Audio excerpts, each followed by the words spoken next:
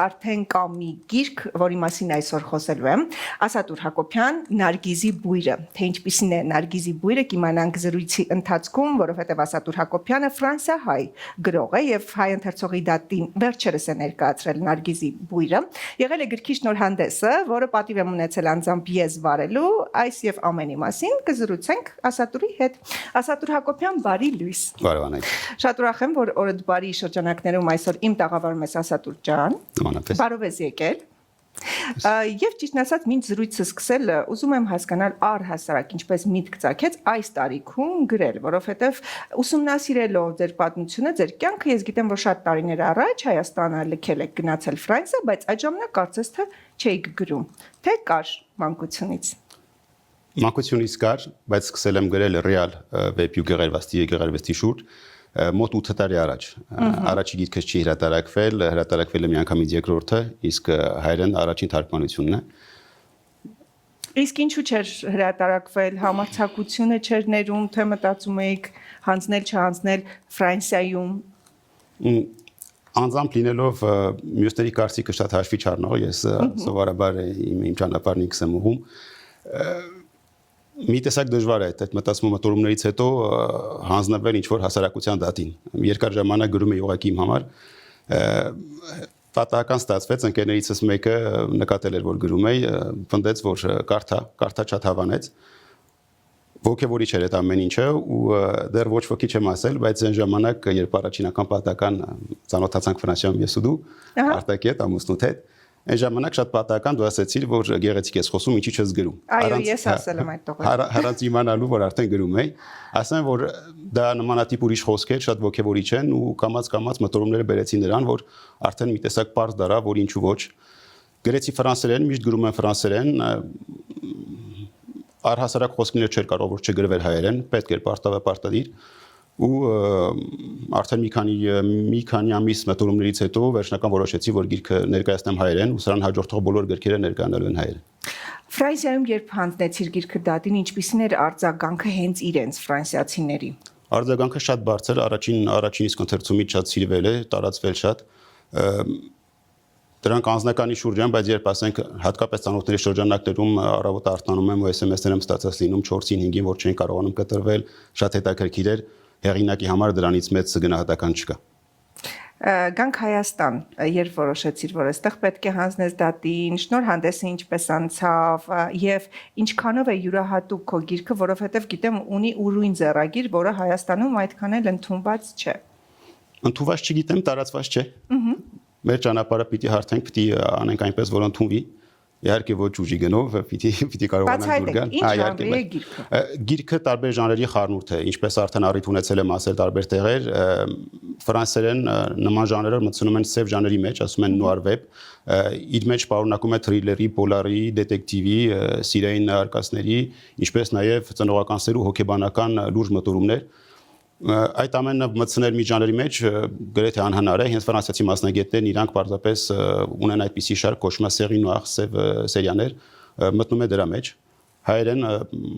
արդեն ինձ ասել են, որ հայատար գրող ժանրի մեջ առհասարակ չկա ու ինձ Ֆրանսիայում էլ ասել, որ չկա, կա նմանվող, կա շուրջը պտտվող, բայց ձեռագիրը ինչպես ասեց Իրանայ ջան, ուրույնը ու ըստ երևույթին տարբեր ես ինքս եմ փնտրում փորձել հասկանալ ում եմ նմանվում գրելով, բայց դեռ չեմ գտել։ Կարծում եմ նմանը չունեցող է այս բարակայում։ Ով օգնեց թարգմանության հարցում։ Կարեն Խուրշուդյանը, իմ շատ լավ ընկեր Կարեն Խուրշուդյանը, որը փայլուն աշխատանք է կատարել, բնականաբար պետք էր որ ես բերեի իմ ձեռագրին, այդ ամեն ինչը համատեղ արվել է, բայց գիրքը թարգմանել է Կարեն Խուրշուդյանը։ Վստահաբար հիմա հեռուստայտողը մեզ դիտում է եւ ասում է որտեղից կարող ենք ձեռք բերել գրքերը, արդեն հասանելի են մեր գրախանութներում։ Իհարկե, ամենամեծ գրախանութներում Զանգակ, Bookinist, տարբեր տեղեր եւ դեռ շարունակում եմ արդեն բանակցությունները տարբեր գրախանութների հետ որ թողենք ինձ։ Այ ուզում եմ իմանալ, եթե արտասահմանում են մարդիկ գտնում, բայց ցանկությունն են կլինի հետագայում տարբերակ պատվիրելու գրքի, ձեռք բերելու, որտեղ վստահաբար Սփյուռքում էլ շատերը կցանկանան կարդալ, լինելու է նման հնարավորություն եւ արդյոք կարող են գրել ձեր էջին։ Մեր մեծ գրախանութներն արդեն առաքում են արտասահման, ես ինքս հետս օրինակներ եմ տանելու, ես այնտեղ Amazon-ում, այստեղ Viber-ի շեշտում եմ, ես ինքս վաճառքը կազմակերպում եմ հա այնտեղ էլ առաջարկվելու, թե մեր գրախանութների կողմից այստեղ, թե այնտեղ հենց իմ կողմից։ Պիտի անկեղծանամ, ես առաջին երկու գլուխն արդեն կարդացել եմ եւ շատ արագ է կարդացվում, գործողությունները հետաքրքիր են ու այնպես է ներկայացված հեղինակի կողմից, կարծես ֆիլմ դիտես, կարծես դրվագները մանրակրկտորեն, հա, քեզ տանում են իրենց հետևից ու կադրային փոփոխություններ տեղի ունենում։ Կա նպատակ արդյոք հետագայում ֆիլմ ստանալ։ Նպատակ, ցանկություն, երազանք իհարկե։ Մենք դրա շուրջ լուրջ աշխատանքներ եմ կատարում, անպայման ուզում եմ, որ ֆիլմ դառնա։ Արդեն կարդացողները ինչպես դու Անայջան ասում ես, որ ինքը արդեն շատ պատկերավոր է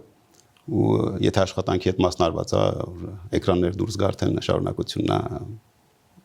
բանական։ Հույս ունենանք ամեն դեպքում։ Գրավենք նաև ռեժիսորներին, որ անպայման ձեռք բերեն ու կարդան։ Այս բaragam մեզ հետ կապ հաստատեն։ Ասատուր, չնայած նրան, որ երկար տարիներ է ապրում ես Ֆրանսիայում, կրթությունը եւ մանկությունը տանցել է այստեղ եւ կրթությունը ստացել է այստեղ։ Կան արձագանքներ, չգիտեմ, ուսուցիչների, մտերիմների, ծանոթների, ովքեր արդեն տեսնում են քեզ որպես հեղինակ, գրող ու ինչպիսին է զգացողությունը։ Դու երևի ինչ-որ մոտ 6-րդ գարանի պիտի թերապևտես Անայջան, իհարկե կա ամեն ինչ կա ընկերական շրջապատից հատկապես ու ընկերական այնպիսի շրջապատից, որ ես իրենց առհասարակ կարծացող չեմ համարել։ Խոսեցի ուսուցիչներից, հրավիրված եմ մեր դպրոց, պետք է գնամ աշակերտների հետ խոսամ, արդեն հրավիրվել էի, հիմա արդեն պաշտոնապես պետք է գնամ հանդիպեմ աշակերտներին, խոսեմ գրքի մասին։ Հանդիպում լինելու այն դպրոցում, որտեղ սովորել եմ, Հիմա աշակերտներին պետք է գնամ խոսեմ, թե ինչպես ենք հավարտում 110-ը, գնում Ֆրանսիա, գիրք գրում, հետ գալիս թարգմանում, պիտի խոսենք այդ ամենի մասին ու կյանքի տարբեր ուրիշ շերտերի մասին։ Քո փորձով կիսվես ու ինչու ոչ, նաև հանդիսանաս մոտիվացիա երիտասարդների համար, որ հասկանան, որ լինում է կատարվում։ Իմ նկրտումներից մեկն է, որ կարողանամ իմ փորձի լավ կողմերը փոխանցեմ մեր երիտասարդներին ու առհասարակ մեր շրջապատող մարդկանց։ Այսօր շատ կարևոր է, որ մեր լավ փորձը փոխանցենք մեր հարազատներին եւ մեր հարազատների շրջանակներից դուրս։ Ասում եմ, եթե կարողանում ես, չես կարողանում մի բան անել, դա թուլություն է, իսկ եթե կարողանում ես անել ու չես անում, դա դավաճանություն է։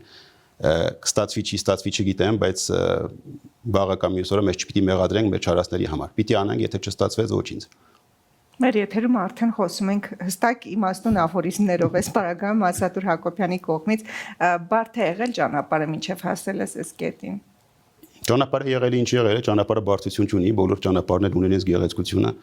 Իմ խորին համոզմունքն է, որ խոչընդոտներ չկան, խոչընդոտն ինքը ճանապարհն է։ Անցել ենք ճանապարհներով, հասել ենք սրան։ Հիմա այսօր փորձել ամեն ինչ սահմանել, թե ինչու կարծում եմ դա մեզ կտանի սխալ ճանապարհով, ինչպես մարդիկ փորձում են սահմանել սերը, փոխանակ սիրեն, ուզում են սերը սահմանեն, մարդիկ փորձում են երգել, փոխանակ դառնան երգը։ Այսօր գրողը պիտի դառնա իր տողերը պարզապես։ Ճանապարհն այն է ինչ կա, այսօր եղածի վրա չենք լացում, եղածի վրա կառուցում ենք, շատ կարևոր է։ Միշտ հավատացել եմ դրան միանշանակ։ Լավատեսություն ուղղակի հիմա լավատեսություն չի, որ ասենք մոլախոտեր չկան այգում, չէ, պիտի դուրս գանք, մոլախոտերը քաղենք ու թողենք, որ ծաղիկները ծաղկեն բարձրավիտակ։ Ինչն է հանդիսանում քո մուսան, որ քեզ տիպում է գրել ու առհասարակ պետք է դրա համար տրամադրվես, թե ուղղակի կա մի պահ, որ առանձնանում ես ու գրում։ Պիտի լռել, իմանալ,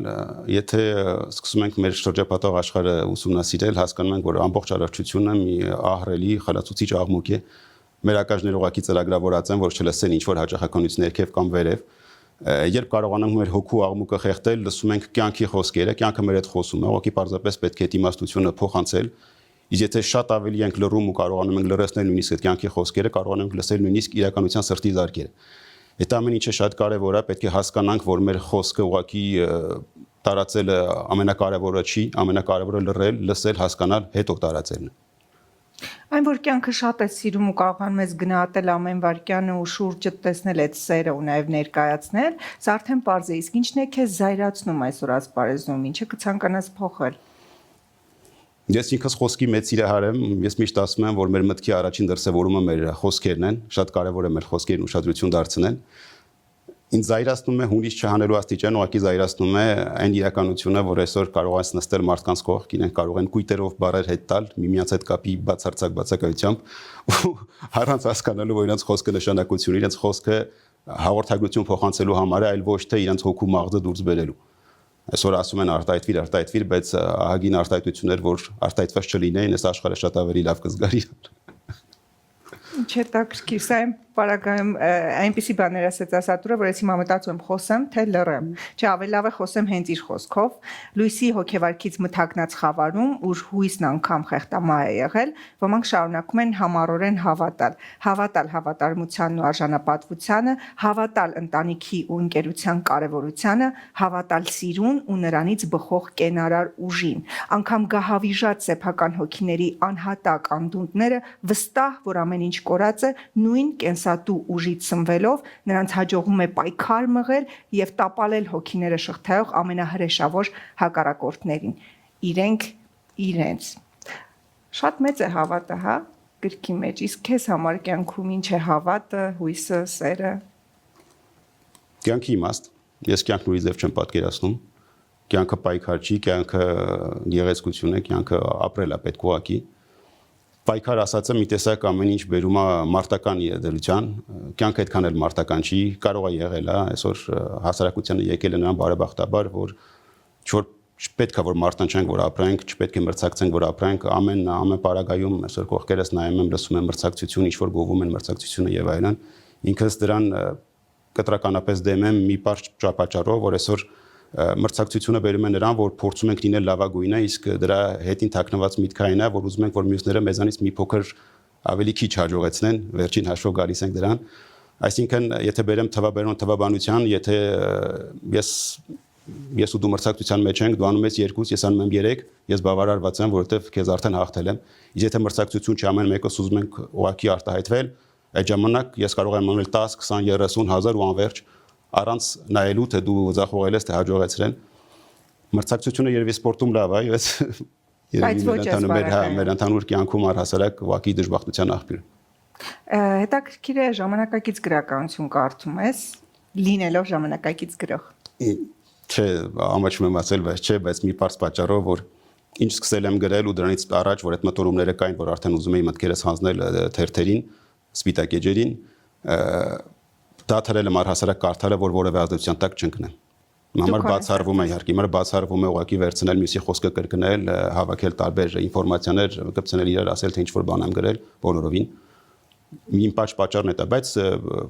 այնպես չի, որ որոշել եմ առհասարակ չկարդամ։ Շուտով կգամ, կսկսեմ կարդալ նորից ծանոթանալու համար պարզապես։ Իսկ հայ եւ համաշխարհային գրականությունից 3 գրող, որոնք մեծ ազդեցություն են գործել քեզ վրա ու առհասարակ խորհուրդ կտաս, որ կարդան կամ քո կյանքում ունեն յուրահատուկ դեր։ Իմ համար գրողների գրողը, որ եթե մեր երկիրը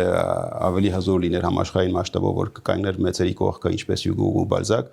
գրողների գրողը իմ համար միշտ եղել է Թումանյանը, Հովհաննես Թումանյանը, իմ համար միշտ եղել է գրողների գրողը։ Իսկ համաշխարհայինների մեջից իմ համար բացառապես Հյուգո Բալզակ։ Շատ բարի։ Նարգիզի բույրը արդեն հանձնել ես ընթերցողի դատին ու վստահաբար շատերը ձեռք կբերեն կկարդան կհայտնեն իրենց կարծիքը ինձ հետաքրքիր է հիմա արդեն Ասատուր Հակոբյանի գլխում կան նոր ու հետաքրքիր մտքեր, նոր գրքեր հանձնելու։ Մեկ այլ գիրք արդեն գրված է, պատրաստ, ուղղակի ես բան շտկումներն եմ անում, պետք է գնամ մի քանի օրից վերադառնում եմ Ֆրանսիա, այնտեղ հանձնելու եմ հրատարակչական տներին 4-ից 5 ամիս է քաշում միջև հաստատվում է։ Այդ ընթացքում մի զուգահեռ թարգմանելու եմ հայերեն, դա կլինի երկրորդը, գրել եմ մի ուրիշ գիրք, որ եւ երրորդը արդեն պատրաստ է, պետք է ուղղակի թարգմանվի, հրատարակվի, ու ըստ երևույթին, եթե ամեն ինչ գնա իմ նախատեսածով, մոտակա 6-7 տարվա ընթացքում արդեն մի 10-ից 12 գիրք է նախատեսված։ Տեսեք, տարբեր երկրներ, տարբեր մարդիկ, տարբեր մտածելակերպեր, եթե նույն Թումանյանին վերցնենք, անուշը, որը այստեղ այսպես մեզ համար հայի համար, հա, լուրջ